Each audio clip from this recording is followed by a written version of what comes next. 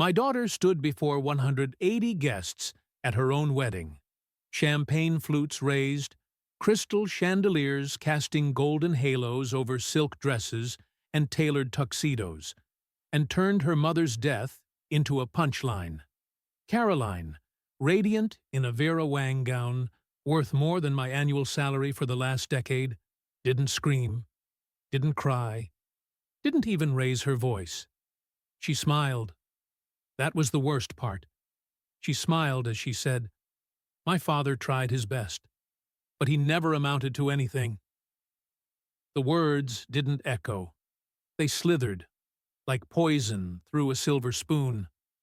The Sterlings nodded. Their friends from Greenwich and the Hamptons chuckled softly into their napkins. No one looked at me, not the man who had sold his soul, his savings, his future to keep her mother alive. I sat at table 12, the forgotten corner, next to the kitchen door, where waiters shuffled in and out with trays of caviar blinis and chilled oysters. I wore a navy suit from Men's Warehouse, 6 years old. The buttons strained slightly when I crossed my arms. I didn't move, didn't flinch, didn't cry. I took a slow sip of water, still, not sparkling, and set the heavy crystal tumbler down with the precision of a man who had once disarmed a nuclear trigger in a classified bunker.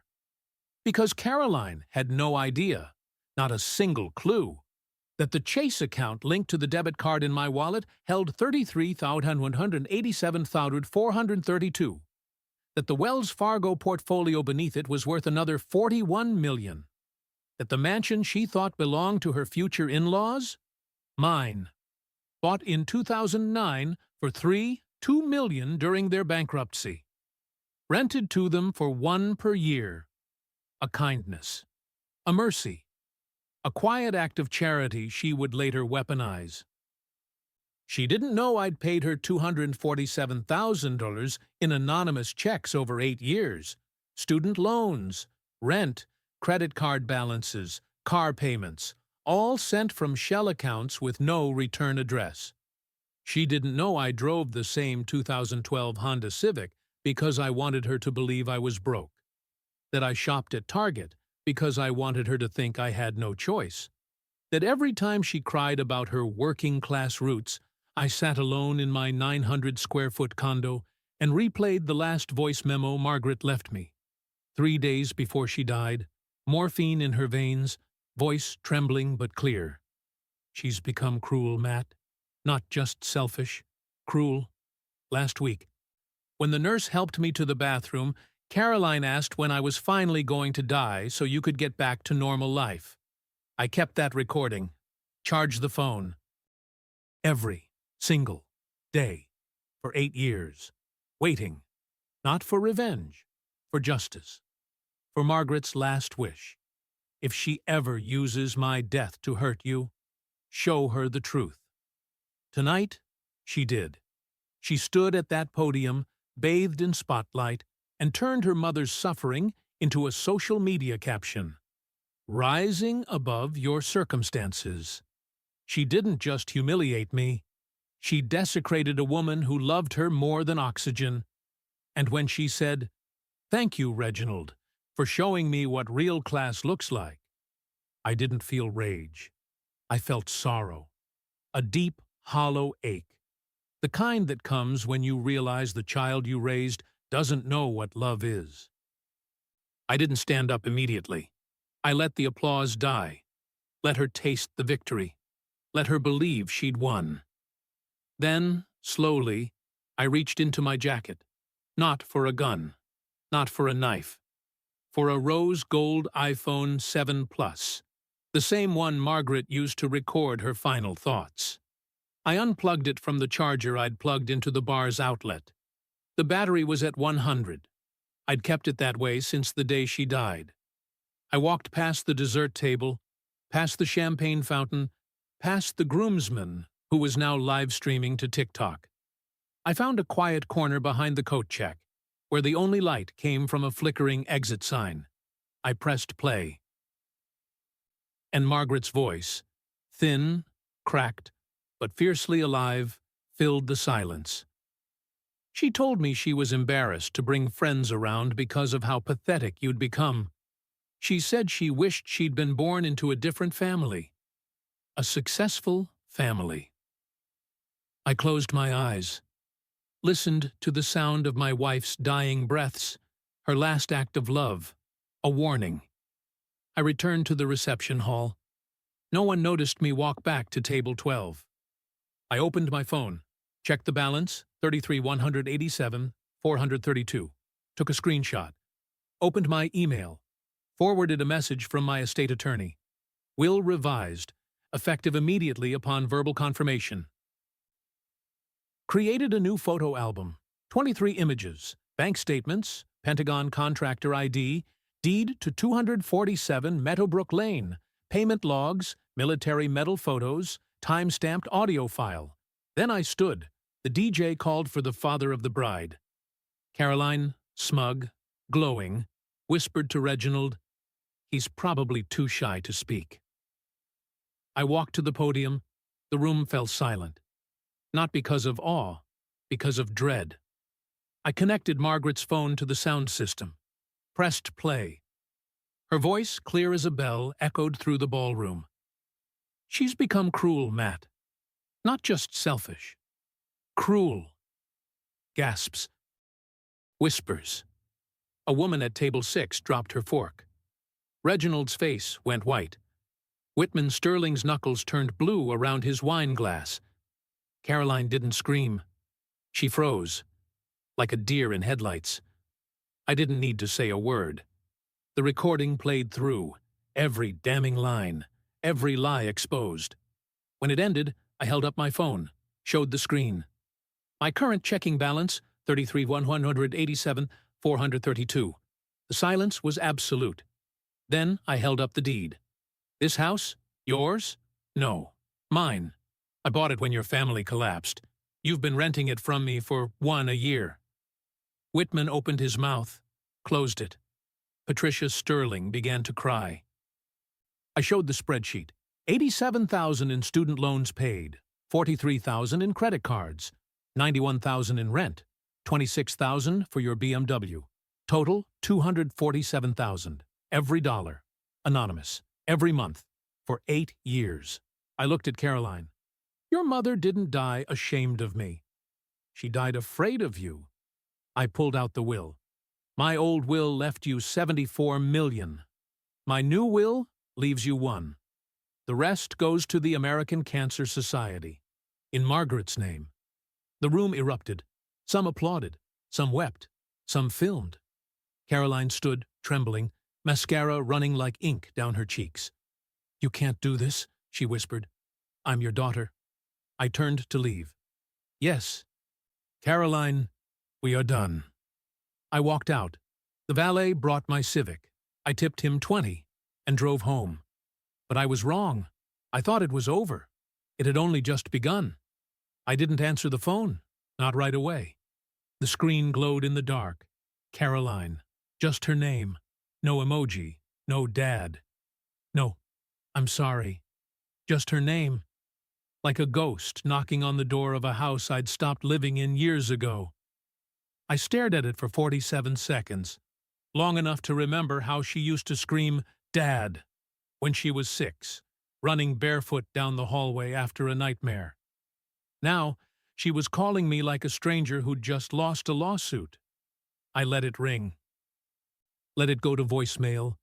Let the silence stretch. Then I turned off the ringer. I didn't want to hear her voice again until I was ready. Until I'd stopped feeling the ache in my chest. The one that came every time I saw her face in a mirror, or smelled her favorite lavender soap on a stranger's coat, or heard a child laugh the way she used to before the world taught her to calculate worth in zeros. But at 11:30 p.m., the doorbell rang. 3 sharp, insistent rings. The kind only someone who knows you never lock your door in this quiet Stamford neighborhood would use. I didn't turn on the hallway light. Didn't check the peephole. I just walked to the door, barefoot, in my faded gray hoodie and sweatpants. The ones Margaret used to say made me look like a retired librarian who'd given up on fashion. I opened it. She was standing there, in the same dress. The Vera Wang.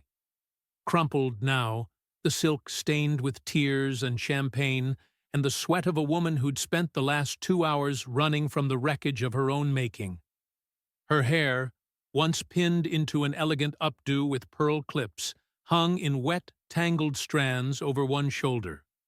Her mascara had bled down her cheeks in black rivers, pooling under her chin like ink spilled from a broken pen. Her lips were chapped. Her eyes, wide, bloodshot, hollow, were the eyes of someone who'd just watched their entire identity dissolve. She didn't smile, didn't cry, didn't beg. She just looked at me. And for the first time in 8 years, I saw her mother in her.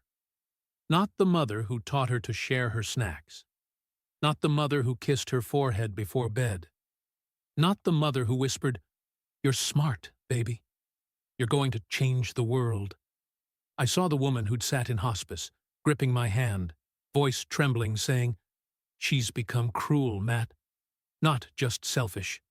Cruel." "Dad," she whispered, "please, we need to talk."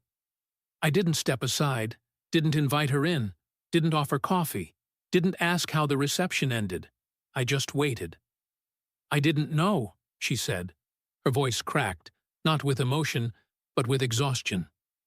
"I didn't know any of it. Not the money, not the house, not the checks. I thought you were just broken." I nodded slowly. "You thought I was a failure. A man who let his wife die because he was too poor to save her." She flinched. "I didn't mean it like that." "You said it, in front of 180 people, with your mother's voice still warm in the air." She swallowed hard. "The reception ended at 9:45. Half the guests left after your speech. The other half stayed. To film, to post, to monetize." She let out a bitter, hollow laugh. "Reginald's parents are talking about an annulment. They're saying I committed fraud, that I didn't disclose my family's true financial status." She looked up at me, eyes glistening. "Like being rich is something you have to warn people about." I didn't move, didn't blink. "You want to know the really funny part?" She took a step forward, as if trying to close the distance between us, but stopped short, as if afraid I'd slammed the door. "Reginald isn't angry about the humiliation. He's angry about the money." I waited. "He spent 2 years telling his friends he was marrying down for love." Her voice dropped to a whisper. "Turns out, he was marrying up the whole time." A silence stretched between us, longer than the one before. The streetlight flickered overhead. A car passed in the distance, tires hissing on wet pavement. Somewhere, a dog barked. "I listened to Mom's recording again," she said, quieter now. "After you left. Reginald filmed your whole speech. I've watched it 6 times now." She looked down at her hands, the same hands that had held mine when she was 7, the same hands that had written thank you notes for birthday gifts I'd paid for, anonymously. She was right about me, wasn't she? For a heartbeat, I let myself hope. Maybe this was it. The crack in the armor. The moment she finally saw herself. Not as the victim. Not as the wronged daughter. Not as the woman who'd been betrayed, but as the person who'd betrayed her mother. I didn't speak. She lifted her head. Her eyes met mine. "But that doesn't make what you did tonight okay." The hope died. "You humiliated me," she said, voice rising now, trembling with rage. "In front of everyone I know, everyone I worked with, everyone I thought I belonged with." "I didn't humiliate you," I said, my voice low, calm, colder than the Connecticut night. "You humiliated yourself. You chose to stand on your mother's grave and sell her pain for applause. She shook her head, tears spilling again.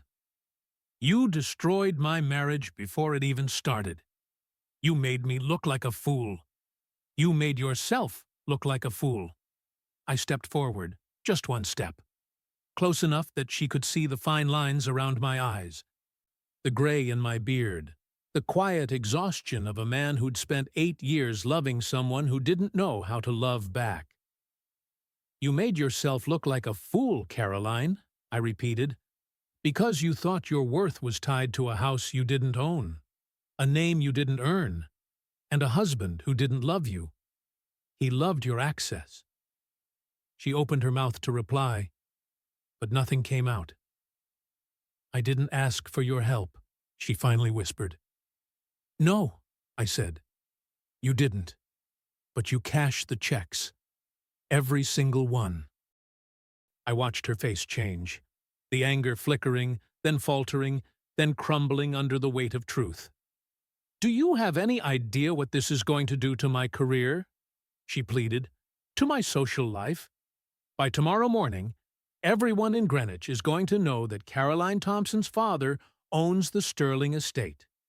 That everything I've built for myself was funded by anonymous daddy money. I looked at her, really looked. Not as the bride in the dress, not as the speaker at the podium, not as the daughter who'd thrown away her mother's memory. I looked at the girl who used to draw pictures of our house with a red door and a yellow sun. Maybe, I said softly, that's something you should have considered before you gave that speech. She stared at me. Her breath came in shallow, uneven bursts. I was trying to fit in, she said, voice barely audible.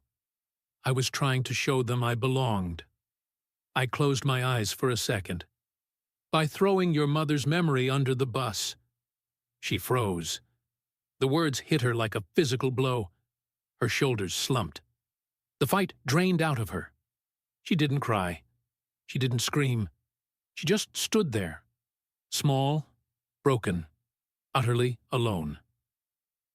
We stood like that for 30 seconds. No wind, no birds, just the quiet hum of the refrigerator inside my condo and the distant wail of a siren fading down Route 1. Finally, she spoke. I want you to know, she said, voice flat, hollow, final, that I will never forgive you for this. Never. I nodded. I understand. I'm going to contest the will, she said. I'm going to hire the best lawyers in Connecticut. I'm going to prove you were mentally incompetent when you changed it. I reached into my jacket pocket, pulled out my phone, opened the email. Your mother and I discussed this scenario extensively before she died, I said. We both hoped it would never happen, but we planned for it. I showed her the screen, 3 names, 3 attorneys, 1 psychiatrist, all signed affidavits, all dated and notarized, all confirming that I was fully lucid, legally competent, and acting under the explicit, documented conditions Margaret had set in writing. If Caroline ever dishonors my memory to hurt Matt, then Matt has my full permission to reveal the truth. She stared. Her lips parted. Her eyes widened. You really thought of everything, didn't you? I didn't answer. She looked at me, not with hate now, not with anger, with something worse, recognition. She saw me, not as her father, not as the man who'd failed her, as the man who'd loved her more than she'd ever loved herself. She turned, walked to her car, the BMW X5, the one I'd been paying for since 2018, $72,000 MSRP, 100 monthly, paid by me. Never told her. She didn't look back. But before she got in, she rolled down the window. Do you know what the worst part is, Dad? I didn't speak. I actually loved you. Her voice cracked. Just once. Despite everything. Despite being embarrassed by you. Despite thinking you were a failure. I still loved you. She paused, took a slow, shuddering breath. But after tonight. She looked at me one last time, her eyes, her mother's eyes, filled with a grief so deep it had no name. You're dead to me. She rolled the window up. The engine turned over. The taillights flared red. And then she was gone. I stood there for a long time, watching the empty street, feeling the cold seep into my bones. I didn't cry. I didn't curse. I just went back inside, made coffee, sat in my recliner, turned on the TV. The news was already there. Wedding revenge goes viral. Daughter humiliates broke dad, discovers he's millionaire who owns in-laws' estate. The headline had already been retweeted 12,000 times. I turned it off. And I slept. For the first time in 8 years, I slept without dreaming of her. I didn't sleep. Not really. I sat in my recliner with the coffee gone cold, the TV off, the silence thick enough to taste. Outside, the first light of dawn crept over the rooftops of Stamford, painting the windows in pale gold. The kind of morning that should feel like peace. But peace had left me the moment I walked out of Ashworth Estate. My phone buzzed once, then twice, then not again. I knew who it was. Reginald, Whitman, Patricia. A reporter from the Hartford Courant. A lawyer from the Sterling Estates firm. A friend from my old defense days, who'd heard the news and wanted to know if it was true. I didn't answer. Instead, I opened my laptop. The internet was already a war zone. Headline 1. Wedding revenge. Broke, dad exposes daughter's lies. Turns out he owns her in-laws' mansion. Headline 2. Caroline Thompson's $15K dress versus dad's $33M fortune. The viral wedding betrayal. Headline 3. Pentagon contractor's secret wealth. The $74M will that destroyed a family. YouTube had already uploaded the full 18-minute video. Father of the bride destroys wedding speech with $33M revelation. With 2 million views in under 4 hours. The audio was crystal clear. The footage, shaky but undeniable. Caroline's face, pale and shattered. Whitman Sterling's hands trembling as he stared at the deed. Patricia, weeping into a napkin. Brandon the groomsman shouting, "Play Money Can't Buy Me Love." Now a meme. The clip was looped on TikTok, parodied by comedians, analyzed by financial influencers. A case study in social media justice. I scrolled past the comments. I thought I was poor until I saw this. Caroline is a monster. Her mom must be rolling in her grave. Matt Thompson just redefined what fatherhood means. The fact that he paid her $247K in secret? That's the most heartbreaking part. I closed the laptop. I showered, dressed in the same navy suit I'd worn the night before, now wrinkled, smelling faintly of champagne and regret. I drove to my small office downtown, a rented space I'd kept since 2010, behind a nondescript door marked T. Thompson Consulting. Classified systems. No sign, no name on the door. Just a keypad lock. Inside, the walls were lined with binders, classified documents, encrypted drives, legal filings. I pulled out the folder labeled Margaret's Directive, Trigger Protocol. Inside, a notarized affidavit signed by Margaret in June 2015, witnessed by her doctor and my attorney stating, "Should my daughter Caroline Thompson publicly denigrate or exploit my memory to elevate her social standing, or to humiliate my husband Matthew Thompson, I grant him full legal and moral authority to disclose all financial, emotional, and relational truths, including, but not limited to, wealth status, anonymous support, and personal character assessments." A second document. Conditional Will Revision, Matt Thompson, dated 2016, signed and witnessed, stating that if Caroline ever spoke publicly of me as a failure or a burden, the will would be automatically revised. A third, a letter from my psychiatrist, Dr. Elena Vargas, dated January 14, 2024, just 10 months ago, confirming I was mentally competent, emotionally stable, and had no signs of depression, delusion, or cognitive decline. And finally, the email I'd sent to my estate attorney, Richard Kellerman, at 3:28 a.m. on the morning of the wedding. Richard, the trigger has been activated. Execute the revised will. All conditions met. I authorize verbal confirmation at the reception. Date, 9/23/2024. I sat back. Let the weight of it settle. I hadn't acted on impulse. I'd planned this for 8 years. Not for revenge. For Margaret. She'd spent her last weeks begging me to protect Caroline from herself. Not from poverty, but from the poison of entitlement. She'd said, "Don't let her think money is a shield. Let her learn that love isn't measured in bank accounts." I'd tried. I'd given her every penny without her knowing, and she'd turned it into a weapon. I called Richard. He answered on the first ring. "Matt, I've been waiting." "I did it," I said. "I know. I've been watching the live stream. I've already filed the amended will with the probate court. It's effective as of 8:47 p.m. last night." "Will she contest it?" "Of course. She already has.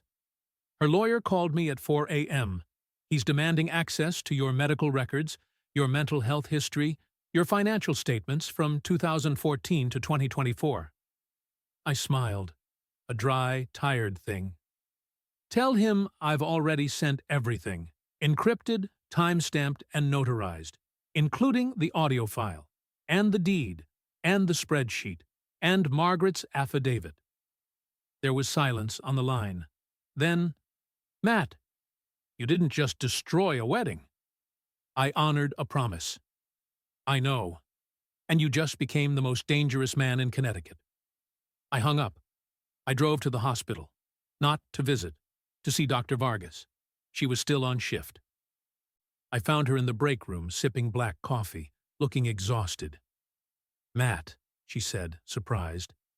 "I saw what happened. I'm sorry." "I'm not here for sympathy," I said. She looked at me. Really looked. "You're here because you need to know," she said softly, "that you didn't lose your mind." I nodded. "I'm not a villain," I said. "No," she said. "You're a man who loved his wife more than he loved his daughter's approval." I sat down. "I watched her become someone she didn't recognize," I said. "And I watched myself become someone I didn't recognize either." She reached across the table, didn't touch me, just leaned in.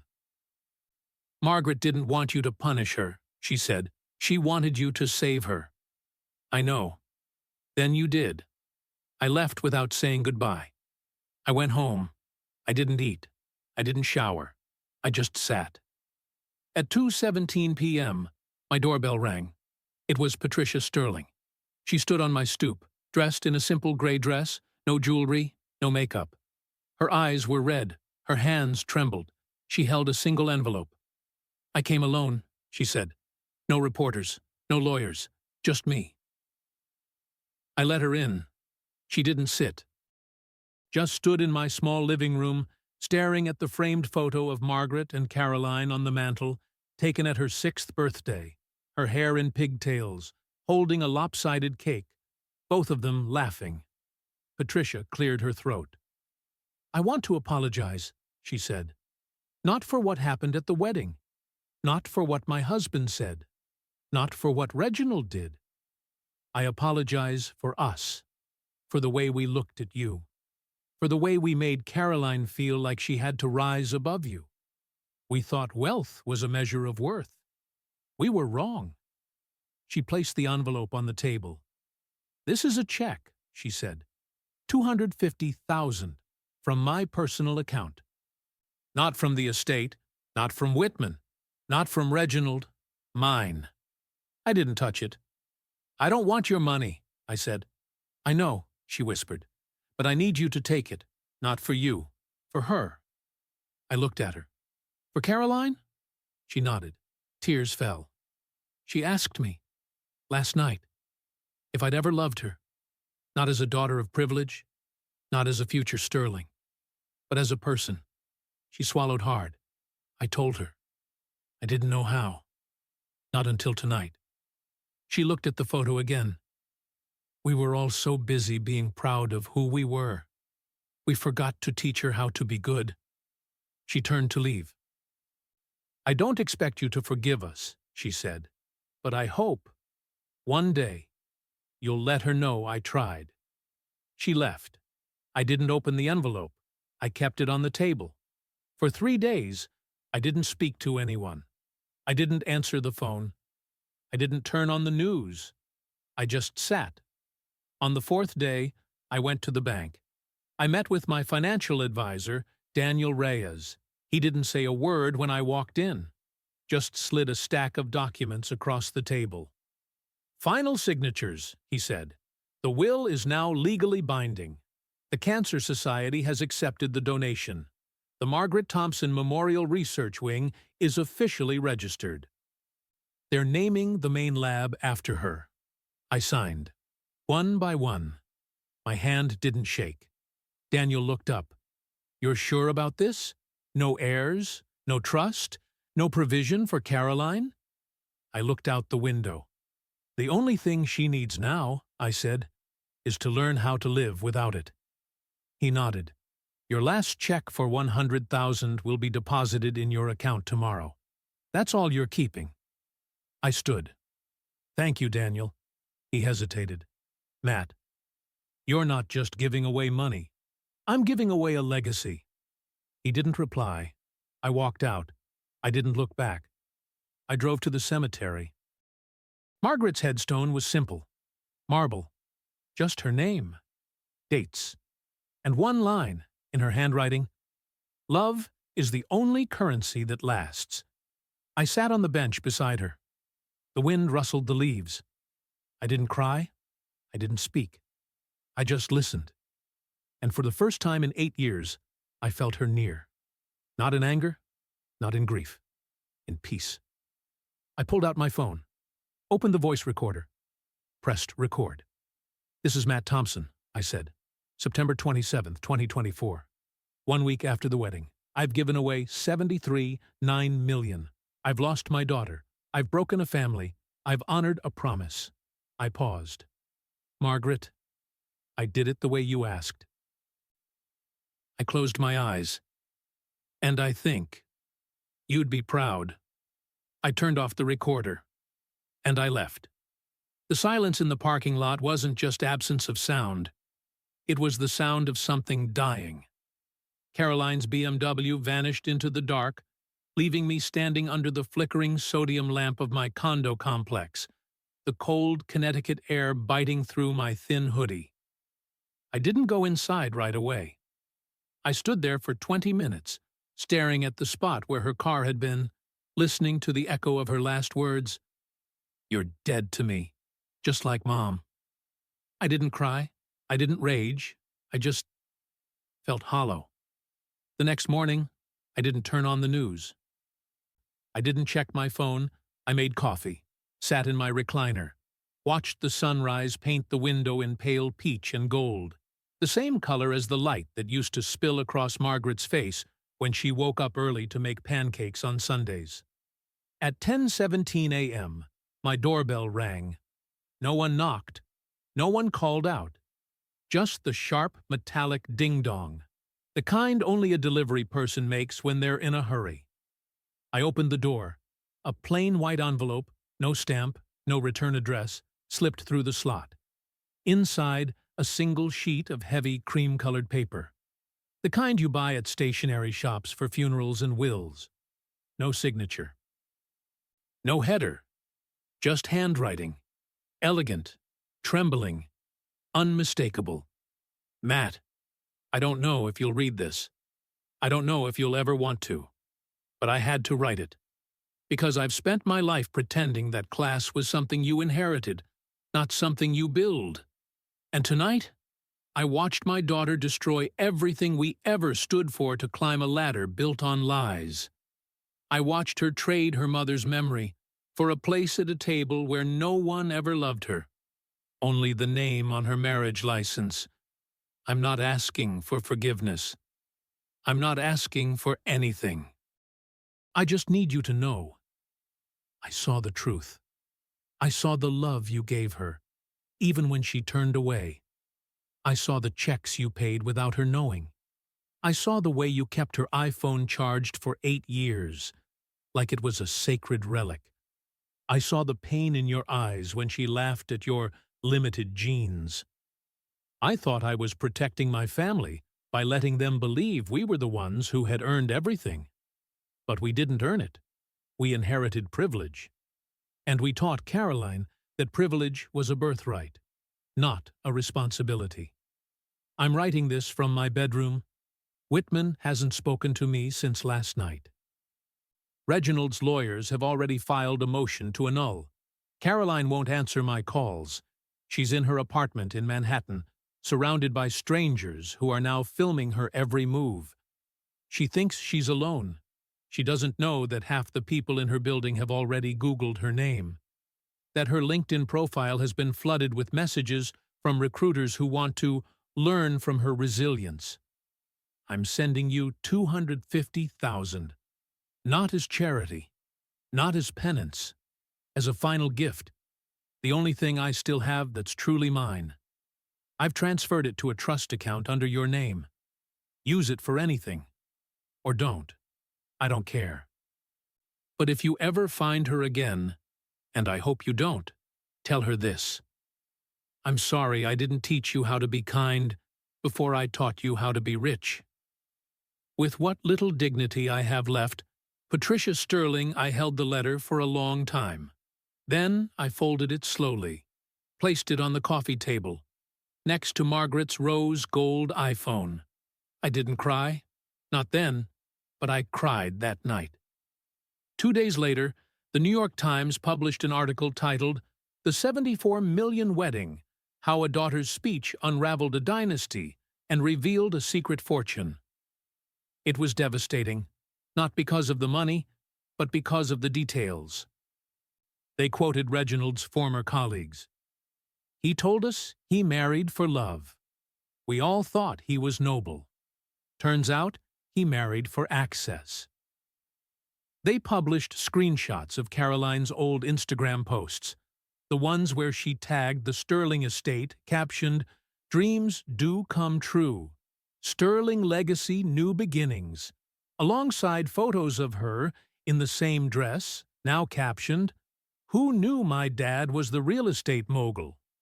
They included a photo of me, grainy, taken from a distance at the reception, in my navy suit, holding a water glass, standing alone. The caption, "The quiet man who owned it all." I didn't post anything, didn't give interviews, didn't respond. But Caroline did. She posted a single image on her private Instagram account, a photo of her holding her mother's wedding ring, the one I'd given to her on her 18th birthday. No caption. Just tears. It was seen by 37 people. Then she deleted it. I didn't hear from her for 3 weeks. Then, on a rainy Thursday in October, she showed up at my door again. Not in a dress, not in tears, in a black blazer, dark jeans, hair pulled back, no makeup. She looked like someone trying to become someone else. "I need a job," she said. I didn't invite her in. "I don't have any to give." "I know you don't," she said, "but I need to work. Anywhere. I'll clean offices. I'll answer phones. I'll work for minimum wage." I looked at her. Really looked. The girl who used to beg me to take her to the library on Saturdays. The girl who cried when her first-grade teacher said she wasn't gifted enough for the gifted program. "I can't help you get a job," I said, "but I can tell you what you need to do." She waited. "Go to Portland. Find a small marketing firm. Don't mention your last name. Don't mention your father. Don't mention the wedding. Don't mention the money. Don't mention the estate. Just be Caroline. Not Caroline Thompson, daughter of the man who owned the Sterlings. Just Caroline, the one who likes coffee, who reads poetry, who still remembers how to draw stick figures of butterflies. She stared at me. That's it? That's all I can give you. She nodded, slowly. I'll try. She turned and walked away. I didn't watch her go. 6 months later, I got an email from a small independent marketing agency in Portland, Oregon. Dear Mr. Thompson, we're writing to thank you for your generous donation to the Margaret Thompson Memorial Research Wing. We're also writing to let you know that one of our junior copywriters, Caroline Thompson, has been quietly working here for the past 6 months. She came to us with no references, no portfolio, no LinkedIn. Just a handwritten note that said, I want to learn how to make people feel something, not just sell them something. She writes beautiful things, quiet things, about grief, about loss, about the weight of silence. She doesn't speak of her past, doesn't mention family, doesn't use her last name. She signs her work, C.T. Last week, she wrote a campaign for a hospice center. The tagline? Love doesn't need a name. It just needs to be remembered. We cried. Our clients cried. And then they donated $217,000. We asked her where she got that line. She said, My mother said it, the night before she died.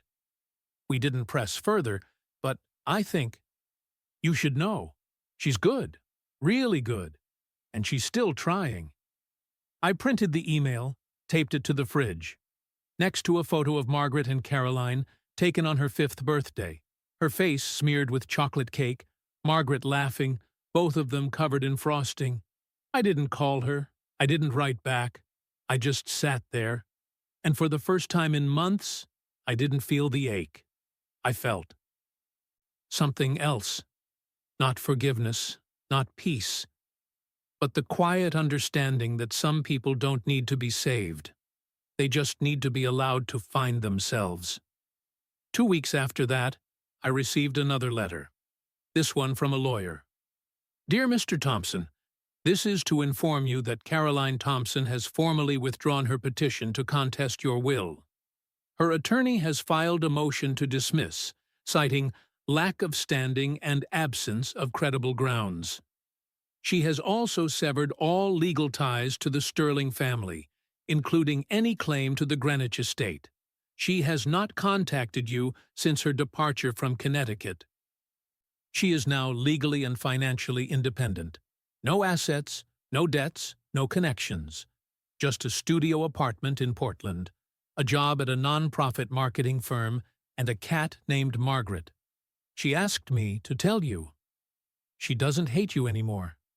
She just doesn't know how to love you. And she's afraid that if she tries, she'll fail again. I didn't respond. I just kept the letter. The world moved on. The Sterlings?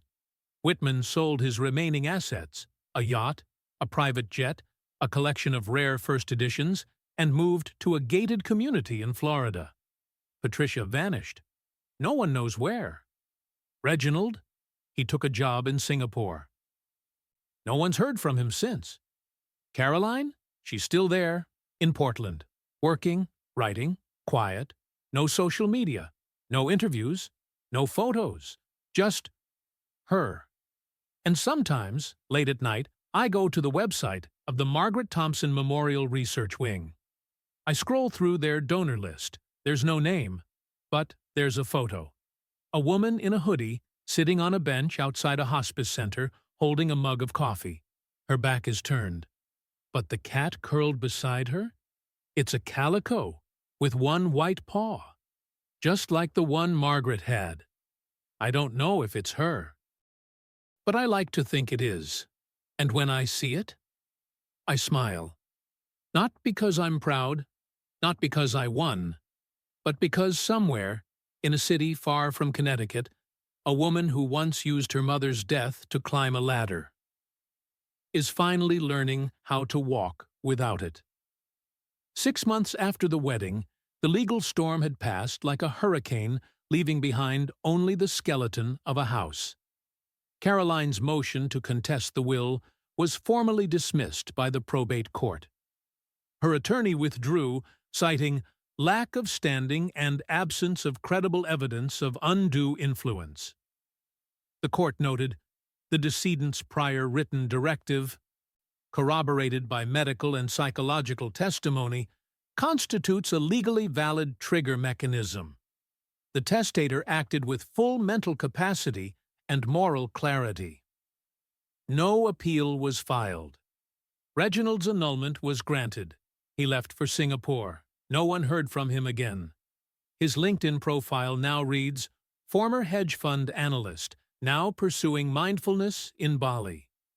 Whitman Sterling Jr. sold his remaining assets, a vintage Rolls-Royce, a private jet hangar lease, a collection of signed first editions, and moved into a 55-plus retirement community in Boca Raton. He never spoke to me again.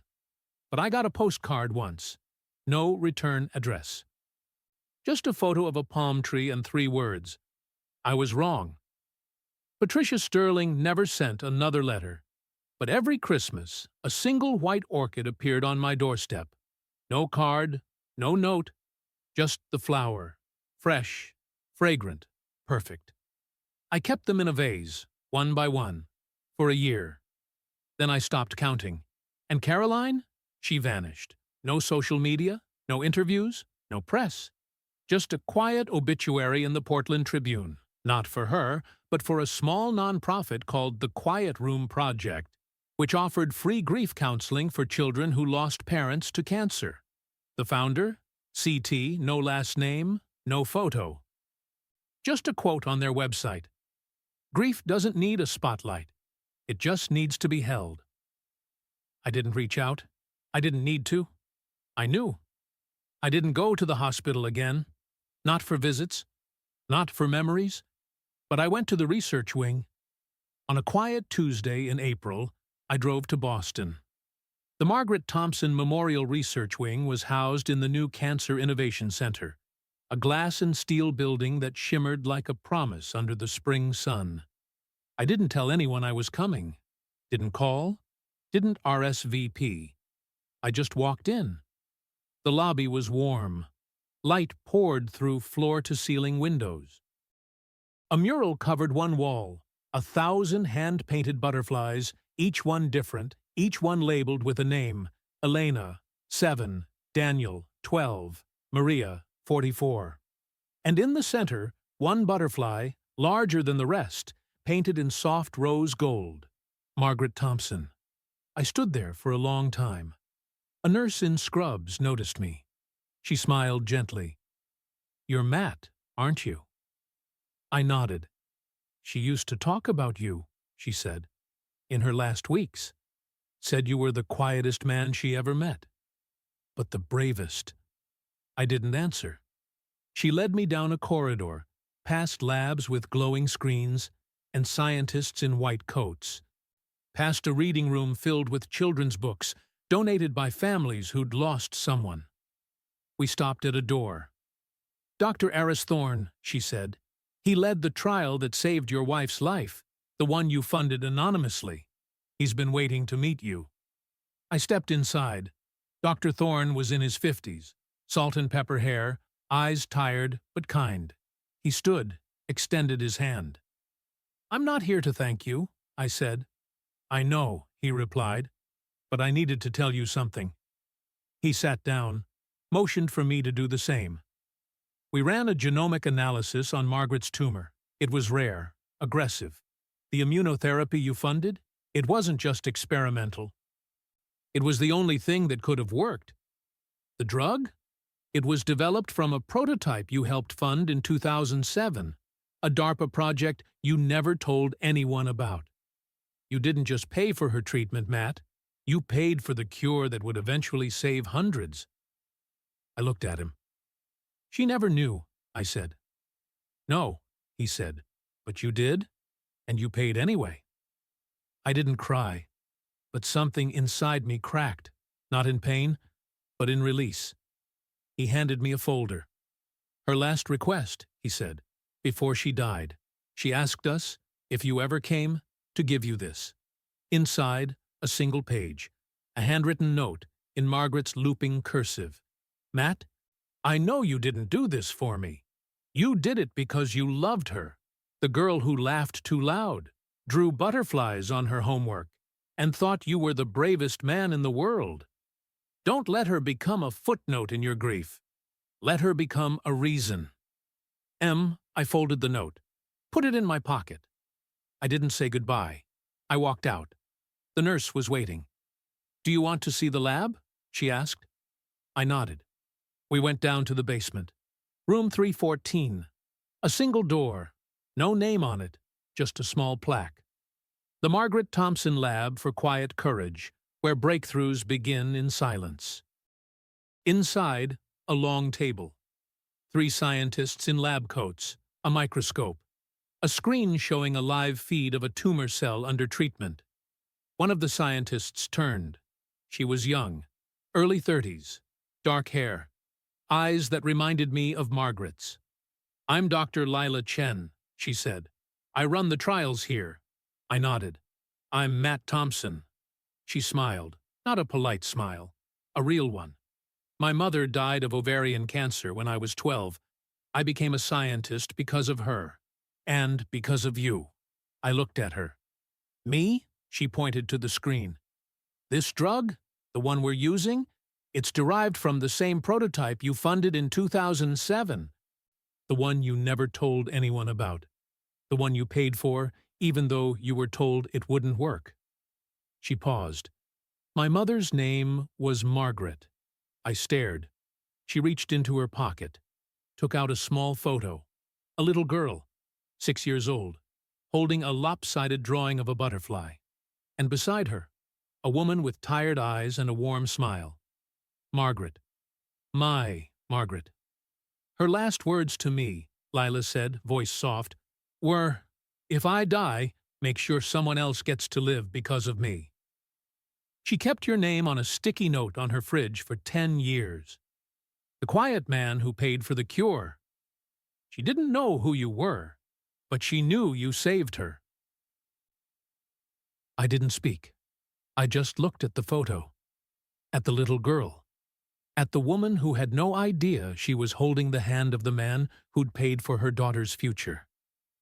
I turned to leave. Lila called after me. Dr. Thompson? I paused. Thank you. I didn't say anything, but I didn't need to. I walked out. The sun was setting. I drove back to Stamford. That night, I sat in my recliner. The condo was quiet. I opened my laptop, typed one sentence, then saved it. I gave away $74 million. I lost my daughter. I didn't lose my wife. She's still here, in the lab, in the butterflies, in the silence between heartbeats. I turned off the light. On my nightstand, the rose gold iPhone 7 Plus, still charged. I pressed play. Not the last recording, the first. Margaret's voice, bright and laughing, from a birthday party 8 years before she died. Caroline, baby, don't eat the frosting on the whole cake. You'll get sick. I don't care. It's my cake. Then eat it slow and save some for Dad. Dad doesn't like cake. He likes you. I closed my eyes, smiled, and slept. Not because it was over, but because it was finally, beautifully, right.